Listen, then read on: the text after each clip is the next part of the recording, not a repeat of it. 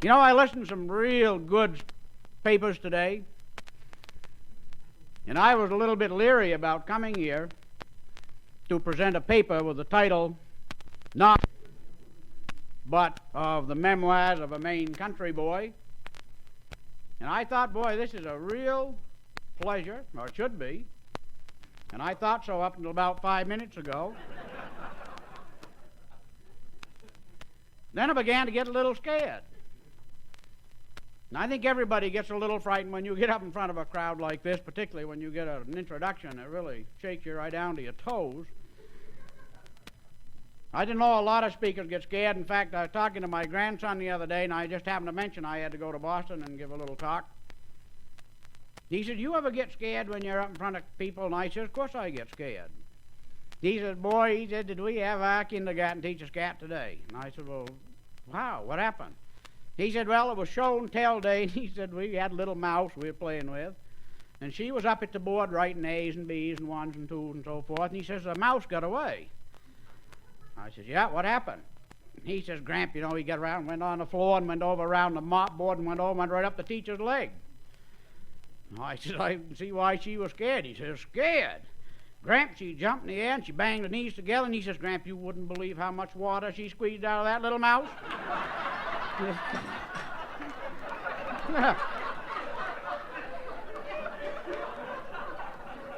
So I say, I'm not the only guy that gets scared when you get in front of a crowd. I might warn you people down front if you see water. Tell Tom to keep his mice to home. You know, really, if Tom hadn't gone and blown this, we were going to try to do this as a surprise, so you would, you know, be totally flabbergasted. Most people are used to surprises, and I got a real good one the other day. I was trying to find a program so I could decide when I ought to come to Boston, what time. So I flew across campus over to Dr. Bill Lord's office, and I got there, and the secretary said, "Who would you like to see?" And I said, "I'd like to see Dr. Lord." And she says, "I'm sorry, he's busy." And I said, "I realize that, and he better be."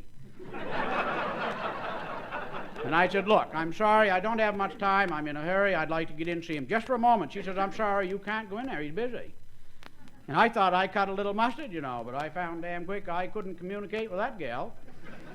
So I got my dander up, walked right on by, and I ran into another battery of secretaries, and I went around and around with them, finally the same thing, went right on through into his office. And that's when I received my surprise. Here he is, sitting there in a big leather chair, interviewing a new secretary. I could see why he didn't want me in there. You ought to have seen her. Oh, she had the worst arthritis in both hands that I've ever seen in my life. I'm not sure what that poor man, I think it's great he's hiring handicapped women. See, I don't communicate well, I know. You know, most speakers, if they are honest, they get up here and say, "My God, what am I doing here?" And I feel the same way, being all dressed up, that we don't dress like this in Maine except down the blueberry barrens. Of course, down there, nobody gives a damn. And I feel pretty uncomfortable, I'll tell you. Now, I feel quite a lot, and it brings back a real fond memory of a Boston city slicker, getting out of theological school with a brand new wife, came up to my little hometown of Harrison, Maine. First church. And I'll tell you, you talk about hellfire and brimstone, man, that pulpit just rocked every Sunday morning. His wife helped on calling on the sick and the poor all around town, and I'm telling you, they were some busy. After 8 months went by, they'd been so busy trying to make a good impression on us Yankees up there that he thought he ought to go through the church books, see what's going on in the church. Well, he shouldn't have done it. He got in there and he got to looking, and he found out these damn Yankees up there for the past 90 years had never rehired a minister after the first year. He says, "Boy, what a snarl to get into." He went in and told his wife, and they laid around the kitchen crying a little. And finally they said, "Well, we'll wait till we hear from the trustees, and then we'll get the boxes and barrels out, and we'll get ready to move." Well, that afternoon he went out to the mailbox to see if there's anything in it, and sure enough, here was a letter in there from the trustees. Oh, he says, here it is, boy, my walking paper. So he took it out and he kind of gingerly opened it and he started reading it and a big smile began to come. God, he jumped in the air and clicked his heels and run into the house, told his wife, he says, so, Yankees, by God, he says, they've broken that 90-year precedent. They've rehired us. Of course, they were tickled to death. And then his curiosity began to kill him. He says, well, I don't understand. How come? He said, I'd like to know if it was my tremendous preaching or whether it's our combined work with the people and the young people and the poor. He says, I have just got to find out. And he says, I'll tell you what we do, honey. He says, Saturday night I'm going to invite them trustees over. He says, I want you to put some beans on the back of the stove and get them soaked, good shape.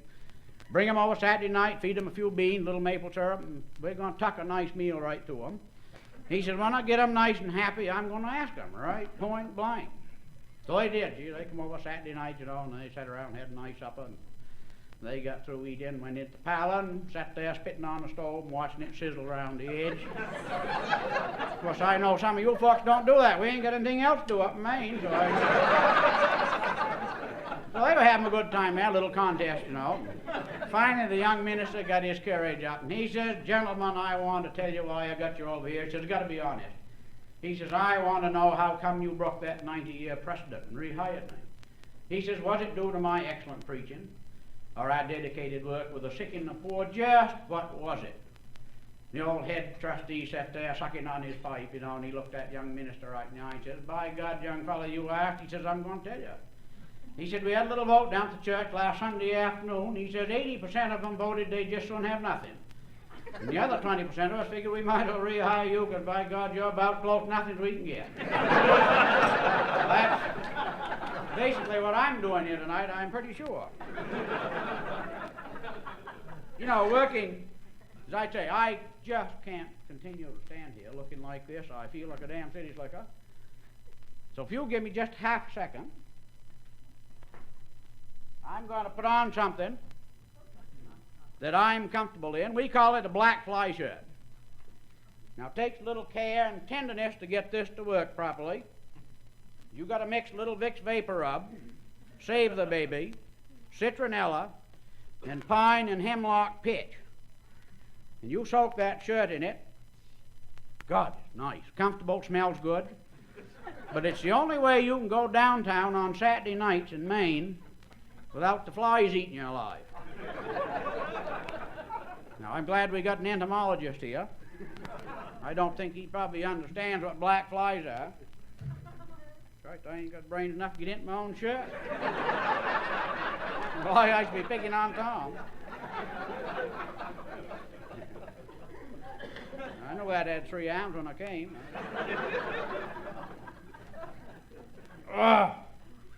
You just wouldn't believe how nice that is. You know what I say? You get that mixture on there. You can go down there and stand around and watch summer people and so forth. There ain't a fly, I don't believe, this side of Guelph, Quebec, that can come down here and bite through that shirt. You can just stand right there and look them right in the eye, you know. Oh, Jesus, you wouldn't believe how comfortable that is. Don't have that or get lost.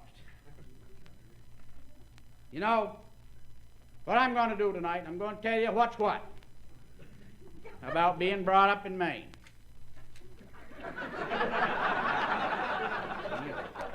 You can't trust anybody these horticulture. I thought animal science was bad, but I take it back. You know, I have to kind of smile when I hear those 2 words, what's what. I got a younger brother named Philip. He ain't too bright. Very good boy, hard worker. He worked hard on the farm all the time. I remember when he was just a little kid.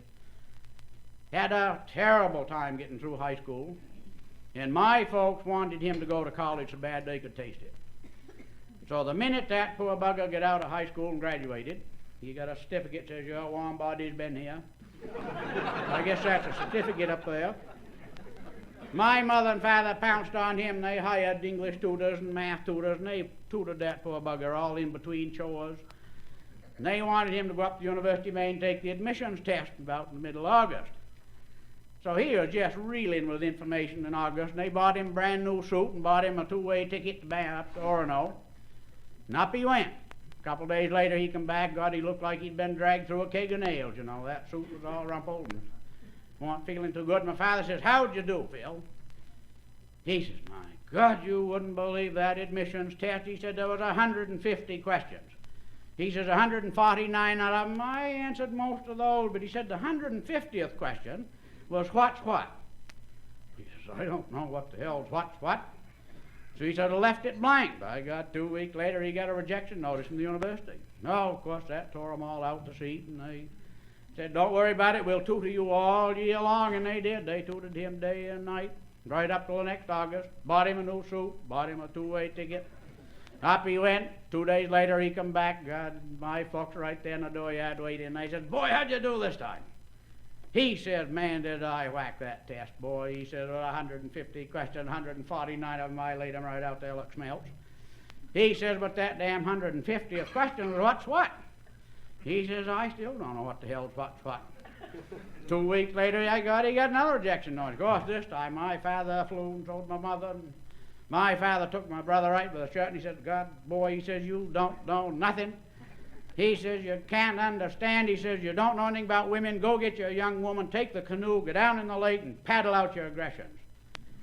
So my brother finally got the idea through his head, and he did. He loaded this girl into the canoe out in the lake, and they were paddling up and down the water, rolling off his head. Hot day, you know, in these August days. His girlfriend was laid out up in front of the canoe, kind of enjoying this and the shots, and hauled her, and she reached out to see how the water was. God, the halter let go, and everything come out. Of course, my brother never see anything like this, and he just come right up and he says, wow. He says, what's that? She says, what's what? He says, God damn it, if I knew I'd be a junior up at the University of Maine.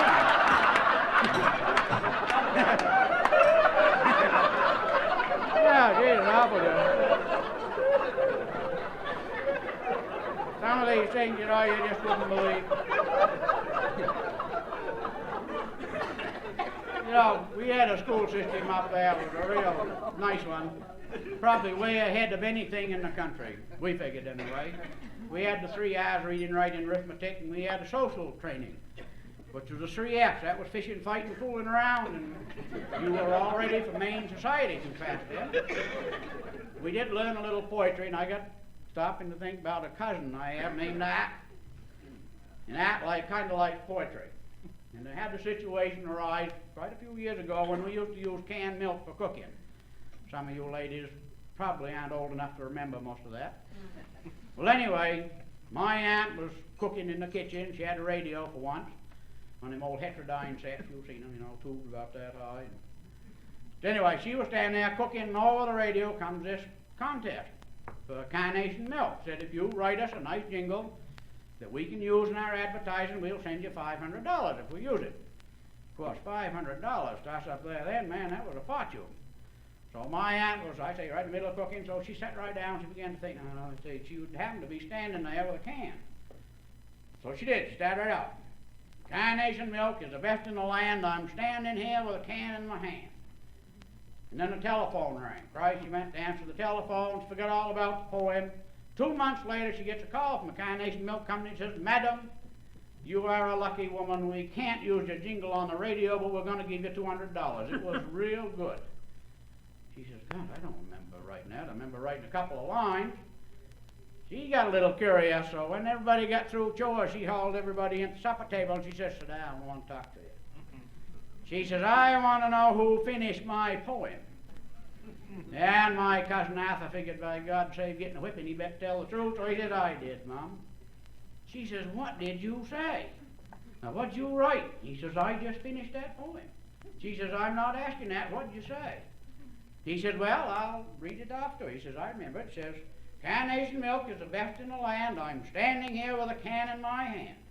No more tips to pull, no manure to pitch. Just punch 2 holes in the son of a bitch.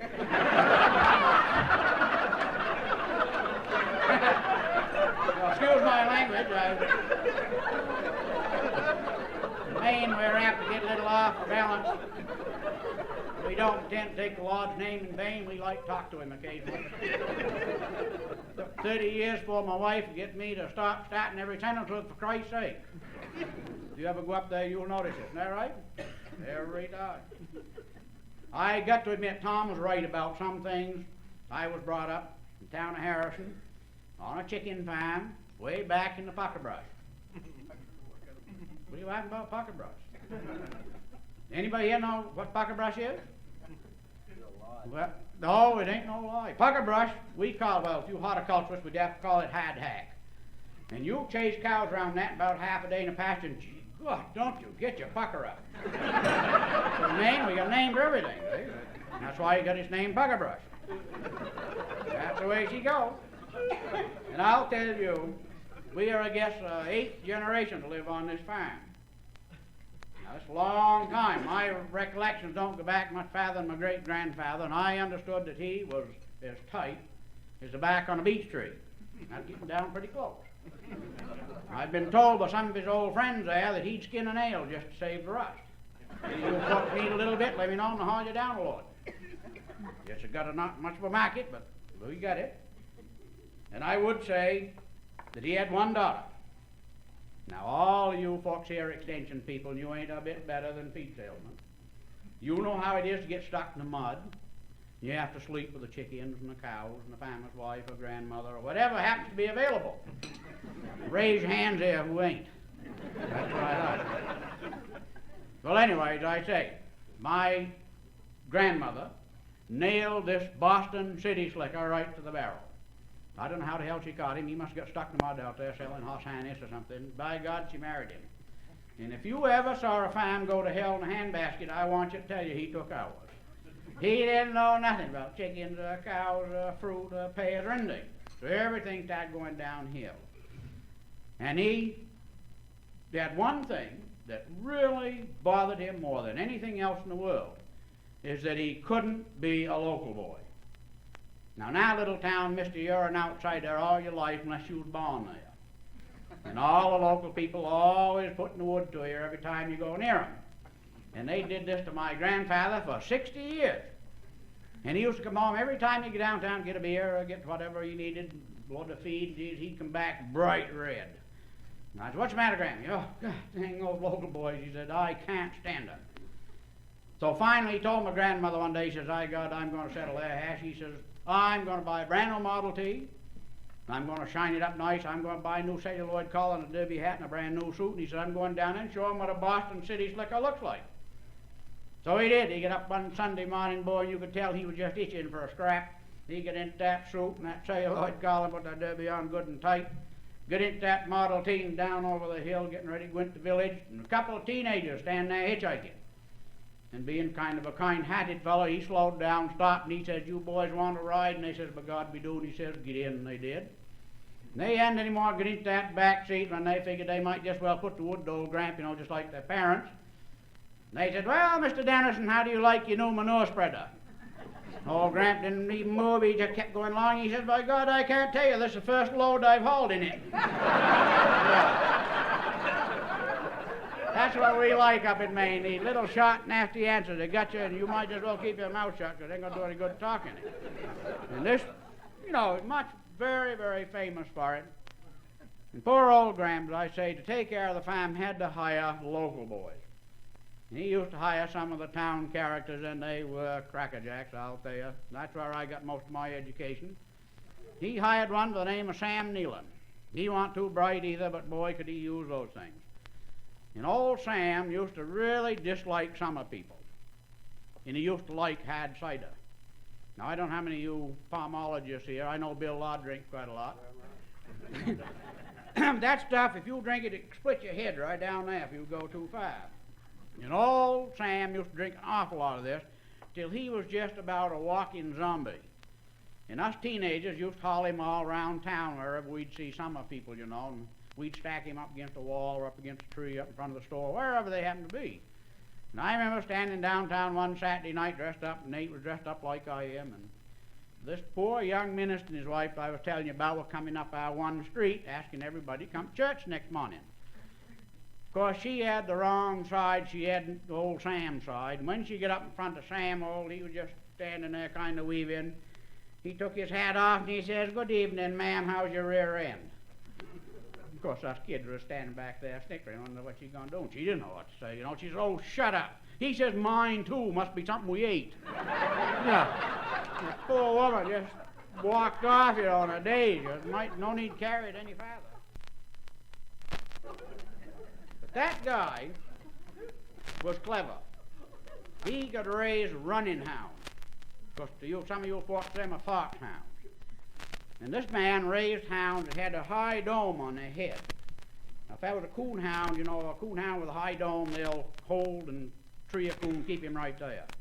A foxhound, if you get a high dome, he'll run and run like hell. And of course, us farmers had to have a running hound. God, you get up in the morning at 5 o'clock, you got to do chores. You got a couple hours off, and you got to get back and do chores. You got 3 hours off, and you got to get back and do chores. So if you want a fox hunt, you got to have a dog that can run like crazy. And this man, Sam, raised them. You think I could buy one? I couldn't steal one. I asked him to give me one, any kind, an old one, dead one, whatever it was, because I wanted one. Couldn't get one for the life of me. Well, one day I was up plowing one of our back fields, and I see old Sam coming down over the wall just hammering hell out of one of these hounds with a stick. And I got off that tractor, you know, big and Billy be damned. I walked over and grabbed old Sam by the shirt. And I says, hey, you don't hammer a dog with sticks. He says, I do. I said, what do you hammer him for? He says, he don't know nothing. I said, well, what do you mean he don't know nothing? He says, I've learned him everything I know, and he still don't know nothing. I said, that I understand. And I said, if you're as licked as you are, I said, I'll give you 2 PVs and a pair of chains sitting right there on the tractor. You give me the hound. Well, he was just mad enough we made the trade. Now, you talk about a tickle kid. I went over and shut that tractor off, and I hauled that old hound down into the barn, made him a nice place and a shavings. I went in and got him 14 pounds of good solid deer meat. I wanted him full of protein the next morning, though, when I got through chores. And I did. I got up and I whistled through the chores, and I broke half of the eggs and herd the cows, and I milked. And I had a good breakfast, and I was right out there at 6 o'clock ready to try that hound. And I touched him off, and in 2 minutes, he hit that pasture. He was on a fox track. Now, you talk about running. I never see him. When he took off, man, I could hear him yelping and hollering off through. He went through 3 towns, 2 swamps, and over 1 mountain. And I was taking shortcuts all the time, trying to keep up, hoping he'd turn that fox, you know. And he finally did. Noontime, by God, he went by, and I muckled him, and I hung right onto him. I thought, I got to get home and do chores. Of course, the hound didn't know any different. So I get up on the road, and I was hitchhiking. Of course, that's kind of crazy up there, because there aren't too many cars on the road. And I was kind of playing around, exercising, checking the wind and so forth, and walking along. Jesus, I could hear this rumbling coming in the distance. And sure enough, along comes this great big 8-passenger Cadillac, said Oxford County Extension Service. I knew there was lots of money around somewhere, but I never seen it like that. This guy opened the window and he says, you want to ride, young fella? And I says, yes, sir, I do. I got to get home and do chores. And he says, get in. He says, your hound ain't gonna, because this is a brand new Cadillac. And I says, that's all right. He'll run right alongside us here. He says, he will, like hell. I said, oh, yes, he will. He got a high dome on his head, and he can run. Well, off we went, and old Walter, you know, sitting there smiling away, and we doing coughing along at about 60, and that's a little dangerous up there. With them thank you, ma'am, you know, you come out, you don't know where the hell you're going. And we were sailing along, and he looked over, and he says, where's your hound now? And I said, he's running right alongside us here, and you could see the collar coming up his neck, you know, you get a little provoked. He cuffed her up about 93. Jesus, I was hanging on the both door and trying to keep he and me in the seat. And he looked over with a big evil grin. He says, where's that Chrysler hound now? And I said, he's running along here on 3 legs and peeing on the front wheel. Well, boy, that struck the wrong chord, I guess, because he floored it. Jesus, last time I saw that speedometer, we were doing 132. And we did. We went into one of those thank you, ma'ams, and Chrysler Springs hit, and we come out, and all I could see were treetops going by, and I said, oh, Lord. And when we come to earth right to the base of an oak tree and stove that Cadillac all to hell. And we laid there in the pocket brush and weaves, you know, picking pieces of fender and glass out of us. And old Walter kind of looked over and he said, my God, Jack, he says, that your hound over there with the red collar? I says, that's my hound. That ain't his collar, that's his other end. He ain't used to stopping that quick. Now you get into some terrible scrape. Took a long time to get that hound straightened out. Now, you know, you get into some terrible scrape. I got an uncle, too. We were up there a couple of weeks ago, just past his 80th birthday. I don't know how the hell he ever made it. That man never went anywhere, except to fires. He was the greatest fireman. He ate, smoked, drank, smoked, whatever happened to be around. But he never went anywhere. And all the fire department fellows, used to feel kind of sorry for him. They said, Cliff, why don't you go to Portland? Go to some city somewhere. See what it's like to be in a big hotel, be waited on, service. Of course, Cliff, he couldn't imagine this, And finally they talked him into it, and the fire department took up a collection. And they bought him a two-way ticket to Boston. And down he come on a bus, He couldn't believe all the people he was seeing on the way. The bus dumped him right off out here in front of the Parker House. Good, he got out. He set his bag down. He couldn't believe it. Here's trees in the middle of the city, lots of people, lots of cement, big buildings. Just totally flabbergasted, and he turned around, here's a little fellow in a red hat picking up his bag, and he laterally thrashed him right there on the sidewalk, The little fellow laid there and said, whoa, wait a minute. He says, I'm a bellhop. I'm going to take your bag. Oh, he said, excuse me, I thought you were snitching it. He wasn't used to this. So they took him into the hotel, went up to the desk clerk, and the desk clerk said, I help you? He says, yes, sir, you can. He says, I would like a room. Fellow says, Jesus, I'm awful sorry. He says, we're having a tremendous big horticultural society meeting in town tonight. He says, there ain't a room to be had in the city of Boston. And my uncle says, now wait just a minute. He says, them fellows up home told me I would be taken care of down here. And he said, by God, I expect to be. And of course the fellow says, I got a local fellow on the hook here. Better be pretty careful. And he says, I'll tell you what you do. He says, you go on in and have a nice dinner. When you get through, you come back, and maybe I can find you a broom closet or someplace where we can put you up. So old Cliff, he went into the dining room. Of course, he'd never been something like that. He sat down, and out come all these women dressed in white like they did tonight, put his napkin, fluffed it up, got him a glass of water, and they brought him over the menu, and he just sitting there taking in all this service. And finally the head waitress come over and said, would you like a soup du jour? He says, what the hell is that? She says, I mean the soup of the day, Boston clam chowder. He says, no, don't think so. I don't think I like clams. She said, now wait just a minute. She said, everybody that comes to Boston always has a cup of clam chowder. He says, I ain't going to tell you again, I don't like clams, I don't think. So he went round with that waitress. Christ, the waitress went over and got the maitre d'. He went round with the maitre d'. They had the chef come out of the kitchen. No way could they get him to try that specialty of the Parker House, Boston clam chowder. Finally, they gave up, and he had his dinner, and he went back out to the desk clerk, and the clerk says, you're lucky. We had an old 94-year-old man just died up on the 5th floor. He said, we've been through there with Lysol and little arid, and you get it all cleaned out. You can have it if you want it. And he says, I'll take it, I ain't fussy. So the little bellboy took him up and took him into the room, put on the lights, turned down a bed, put up the shades, went in, put the bathroom light on. He said, leave your shoes out in the hall, and they'll be shined in the morning. Leave your pants on a chair, and it'll be pressed in the morning. My uncle was totally flabbergasted. When he come to with all this service, he noticed he had rugs on the floor, and he tore around all the while in his bare feet. He'd never seen that. He went in and played with the flush toilet. He'd never seen one of those. About 11 o'clock, he got a little tired of this, and a little tired of the service, so he jumped into bed and pulled the sheet up, and it no more and got it up around his neck. By God, the door opened, in comes this woman all dressed in white. Of course, it was a nurse for that old man. She didn't know he died, and of course, my uncle didn't know she was a nurse. Didn't make any difference, he laid right there, figuring going to be a little more service, and sure enough, she come on, turned the light on, gave him a nice massage up and down his muscles, flopped off his pillows, changed the sheet underneath him, rolled him up in a ball, gave him a high enema, and then left.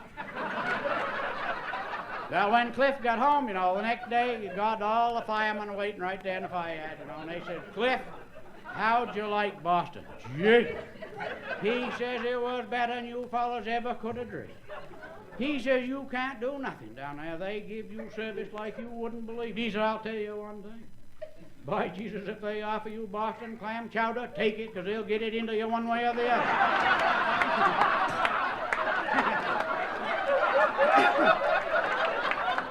Right. Now you got to be kind of careful in New England, a terrible place. Yeah. I went to the college. You probably don't believe that about now. I learned a lot. An old Gramp called me once just in front of Thanksgiving. He says, Jack, he says, you coming home for Thanksgiving? And I says, no, sir, I ain't. He says, why don't you come home? And I says, don't want to. And of course, I like to spend his nickel when he was on the phone, because he was tight on the back on a tree, too. And I'd keep him hanging there. Now, he kept pleading and pleading. I says, Gramp, what is the matter? What do you want me to come home for? And he says, we ain't getting any little cows. I says, you mean calves? He says, that's right. He said, would you come home and look over the herd where you're a college boy now? And I said, oh, God, yes, for you, I will. So I hitchhiked all 170 miles home. And he and I were out there sitting in the pasture watching these poor cows, you know, and I couldn't see anything wrong. And all of a sudden I noticed a bull take a couple of whirls, went over and started working away on an apple tree stump. I says, no, that ain't right. You know, I finally convinced Gramp it wasn't right, and I said, gee, there's something wrong with that bull. Let's haul him into barn and take a look at him. We got him in there, and sure enough, tied him up, and his eyes were crossed. And I says, God, no wonder. He don't know whether he's coming or going. You know? Gramp says, what are we going to do? And I said, by God, I ain't come to that in my studies yet. I says, I guess we're going to have to call the veterinarian. He says, oh, Jesus, that's going to cost money. And I said, well, you can either that or buy a new bull. Take a choice. He said, I'll buy the vet. So I called the vet, and the vet says, hell, there's nothing to that. I'll be right over. And he come over, and $25, he told Gramp, he said, we take care of that. He says, you go up front, grab that bull right by the horns, and look him right in the eyes. He says, I'm going around back here, and I'm going to run this tubing in back, and he says, then I'm going to blow. He said, when them eyes come straight, you hold. So that vet was a pretty big boy, you know. Jesus, he took one hell of a lungful, and he hit that hose, you know, and you see that big bubble go right down into the board. My grandfather standing up and said, whoa, he said, God, they're straight. The old vet pulled it out, wiped it off, put it back in his bag, took the $25 and took off. I went back to college. Jesus come along toward Easter, and my grandfather called, and I said, oh, God. I said, what do you want? He says, guess what? And I says, I ain't even going to guess. He says, you going to come home for spring vacation? And I said, yeah. What do you want? Bull's gone cross-eyed again. He says, yeah. He says, I was out cutting little gray birch the other day for the kitchen.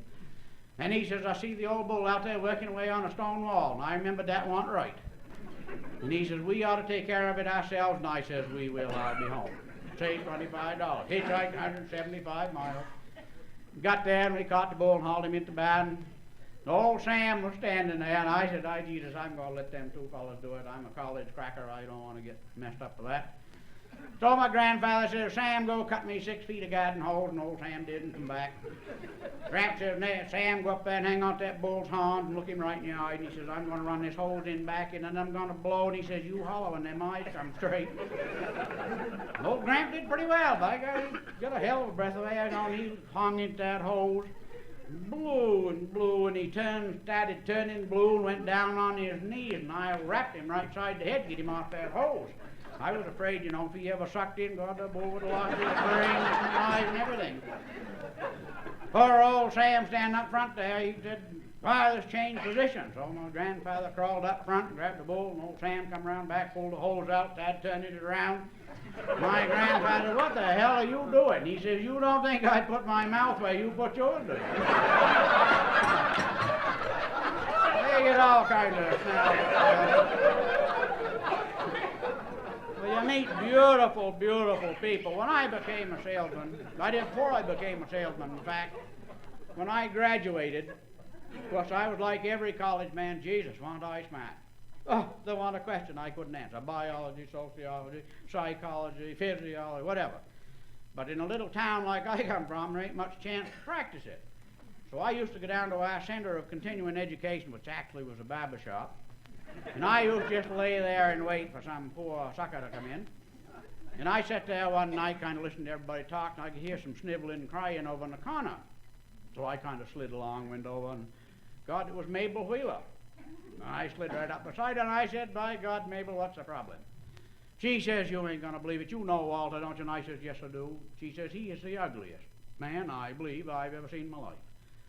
I says, you mean he's been mistreating you again? She says, oh, God, terrible, terrible, ugly man. And I says, wait a minute. I had to laugh because you ought to see Mabel. Right, is she ugly? Physically ugly. When she was younger, she was so ugly, we used to have to hang a piece of pork around her neck, get the dog to play with her. Well, anyway, I just had to snicker, you know, and poor Mabel sat there crying. I said, Mabel, try some psychology this time. Go to the city, buy out an exquisite present. Give it to Walter. Maybe he'll be so pleased he'll be nice to you for a change. God, she said, never thought of that. Next day she went to Boston. She was running around down here on Milk Street, Atlantic Avenue, them little shops and pawn shops. And finally she come into this little one, all dust all over the place, and old geezer standing there.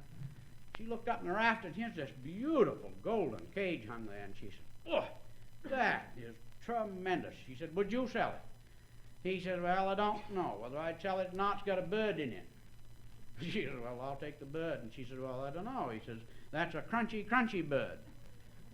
She says, "Well, a crunchy, crunchy bird. I never heard of a crunchy, crunchy bird." She says, "I belong to the Maine Audubon Society, and I never heard of it." And he says, "Well, it's a different kind of bird." She says, "What does it do?" He says, "Well, I can show you better than I can tell you." So he reached over and picked up a nice big 8x8 oak plank, set it over 2 chairs, opened up the door, and he says, "Crunchy, crunchy, plank." That old bird come a flopping out of there and come down, grabbed onto that plank, took a great big bite right out of the middle of it, chewed it all up, and spit the splinters out on the floor. Of course, she just couldn't believe the power in that bird's beak. She says, "That is tremendous." She says, "Could I tell him to do that?" And he says, "No, ma'am, he only listens to men." She says, "Oh, tremendous, I'll buy it. Pay you any amount." He says, "Now, wait a minute." She says, "What the hell are you going to do? You can't order him around. What are you going to do with him?" She says, "I'm going to take that bird home. I'm going to hang him in the parlor." She says, "My husband's out drinking right now. He's going to come home uglier than hell and 3 sheets to the wind." She said, "I'm going to have that door open, that cage, and he's going to come through that door, and he's going to look at me and say, 'What the hell are you bought now?' He says, 'I'm going to tell him, honey, that's a crunchy, crunchy bird.' And he says, 'I know what he's going to say. Crunchy, crunchy, my rear end.'" Well, I'll tell you, the old Walter's been a hell of a lot nicer fella since. He's really doing very nice. I just listened to a story from a fellow from Texas. Jesus, I hate to steal his thunder, but I got it, and I think I'll tell it and wind this thing up here. When I was a salesman, I met a man. I never met a man so frustrated in all my life. He was a dairy farmer. He was a minister. To make a living up here in the backwoods of Massachusetts, he had to preach in 2 churches. Now, you wonder why he was frustrated every Sunday morning. He'd have to get up 5 o'clock and go out and milk, come in, take a fast shower, look at his sermon, whatever he could put together in a few minutes. Off to the first church where he preached from 9:30 to 10:30. He would kiss a few women, grandmothers and babies who would stand still for a minute. And then he'd jump in the car and go to the next town where he'd preach from 11 to 12. And then he'd rush home and do chores again. And every time I used to stop there and selling him feed, he says, "All these years I've been a minister, I'm frustrated.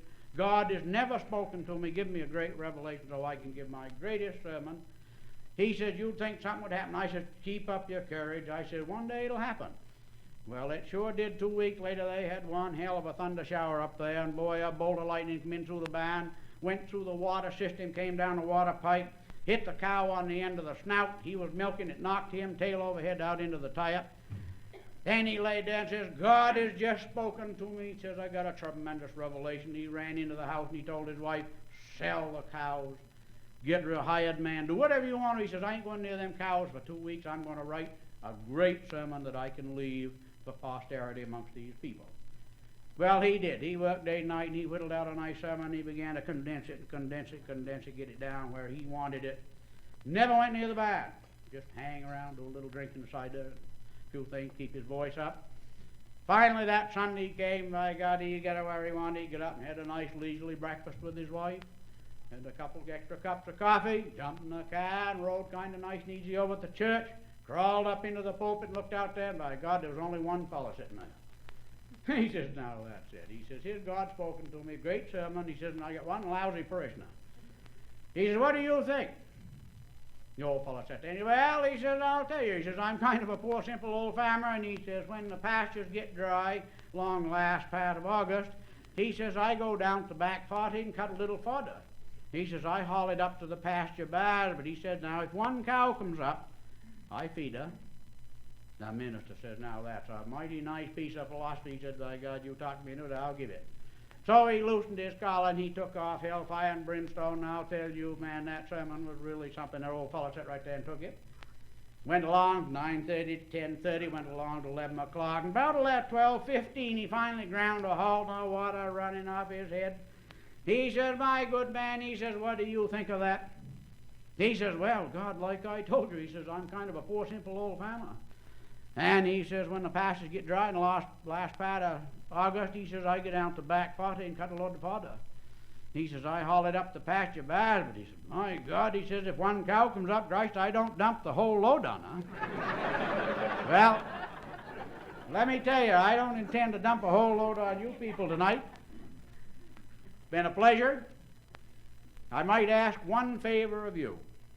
If any one story that you might have enjoyed, if you would be so kind as to take this back to some poor soul who doesn't have the opportunity to laugh, perhaps somebody that's handicapped or in a nursing home, who would like to have just a good laugh to brighten their day. Because that's one thing we don't do enough today, and that's laughter. We got a pretty tough thing, economics, all of these things we all put up with. So I would be most appreciative if you take just one joke and brighten somebody's day. That would make me, make it all worthwhile. And I think partly that's the extension philosophy that I got when I worked with extension. And I really should stop, because this is kind of tough stuff to take for very long. But I think I ought to finish with a story. Most speakers do, and I'll be damned if I can think of any story. I can, I guess, think of one that maybe has a moral to it. And before I guess when we're speaking of morals here, I might ask your forgiveness, ladies and gentlemen, if I've infringed on your morals at all. I hope I haven't. I don't intend to. It's mainly to just have a good time. But this story is about a poor little English sparrow. On January 3rd, behind the chimney on my house in Maine, which is on top of a hill, and it sets facing the White Mountains. You look right up on the Mount Washington. Now, I'll tell you, there ain't a colder place this side, I don't think, of the North Pole. And here was this poor little English sparrow. He forgot to go south with the rest of them, and he was chunked right up in between the bricks of that chimney, trying to get a few BTUs out of it before he died. The temperature was about minus 24 and the wind blowing through there like hell, and of course he knew he was going. And he was praying to his bird God, hoping that something would come and help him before he went to heaven. And lo and behold, boy, his prayers were answered. My father come in with a scoop load of wood out of the woods, come around through the dooryard, and one of his horses dumped right there. And that pile sat there steaming. That poor little sparrow, he could look at that, and through hazy eyes, and he said, I think maybe, if I can think positive, get my courage up, he says, I think I can go down over that roof, fall down there without much energy, over that snowdrift, and I get into that pile, maybe I can have a little piece of corn and hope for a go. So he did. He summoned up all his courage, and down over that roof he went, lickety-split, tail over head, feathers flying, and he lit right in the pile. He says, my God has answered me here. He says, I'm going to get something to eat. So he did. He kicked around a little and got a piece of corn, piece of oat. Now, you nutritionists know what happens when an animal takes on this kind of grain. It begins to generate energy. So he filled his crop, and then he filled his belly.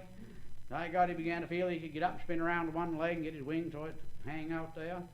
Finally filled his crop again. He was looking good. The wind wasn't quite severe. A little heat, and he got tightening down his feathers. He says, I think if I think right and positive and get a good start across here, I can make that ridgepole and get up there and enjoy that heat again. He did. He run like hell up over those shingles, and just barely made the ridgepole and right up into that chimney. BTUs coming out of those bricks, and he began to feel a little bit better, and he felt a little better all the time, began to whistle kind of slowly to himself. Finally, he got to whistling kind of loud and singing. By God, he sang too loud, the hawk heard him, came down and ate him. Now, the moral of the story is when you're full of horse manure, keep your mouth shut.